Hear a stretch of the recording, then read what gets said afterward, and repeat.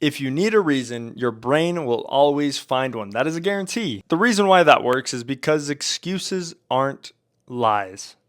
All right, what you tell your friends, sorry, I can't hang out today because I have family coming in. Actually have a little meeting with the president today. I mean, those might be lies, all right, but we're talking about excuses. Usually, they aren't lies. You are busy. You do have school in the morning. You do have work. You do have to get to bed early. All of these things are not lies. Rather, they're stories. Even when you talk to your friends and you say, "Hey, I can't hang out because I gotta visit with the president today." All right, that's not a lie. It's a story. Stark difference. I don't know if that's a good message, but they are stories that protect your comfort.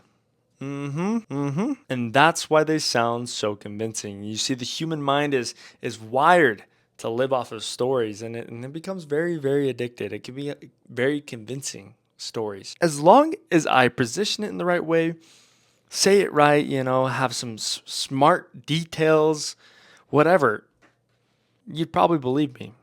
Or at least a lot of you would. But that's the point. It's pretty easy to convince yourself of anything. In fact, just by verbally saying things, did you know that the logical thinking side of your brain, it's kind of dumb, can't really tell the difference, even though you know that what you said is a lie. And so you'll convince the logical thinking side of your brain and it will start reacting differently. True story. So yeah, emotional reasoning might feel wise, but it kills your momentum. And that's what it all is. It's just emotional reasoning. You wait to feel ready. You wait for the perfect scenario, but it never comes. And you're never ready. That's honest truth. You'll never be more ready than you are right now. Things don't get more comfortable, you just get older. And that's something that's important to remember is that by creating these excuses, you're prolonging the suffering that you have to go through.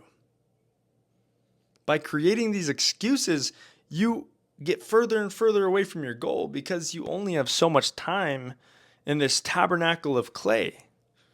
And quite frankly, your body, it's going to face some setbacks. It's going to face some challenges. That's if the finances don't get to you first. So if you don't make the decision now, and if you keep dwelling in these emotional stories, we'll call them, these excuses, call them for what they are. If you can't get past those, then you don't actually ever achieve anything. So yeah, discipline isn't loud.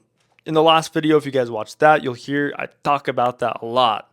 Discipline's not loud. It isn't boisterous, okay? It isn't aggressive in any way. It is, in fact, maybe more meditative, thoughtless. It shows up anyways, not because it feels right, but because it's been decided already. The only difference between you and hitting your goals is your ability to decide right now whether or not you're going to make it to the top of that hill or you're going to turn back around and start from scratch, go back home. Maybe never revisit the path again. Think on that. My name is Gabriel Bowman. Thank you guys so much for watching this video. If you enjoyed it, please leave a like, comment, and hit that subscribe button with that bell icon too as a pair, because those two together are pretty magical and you won't miss any of my upcoming videos, which I have a lot coming out.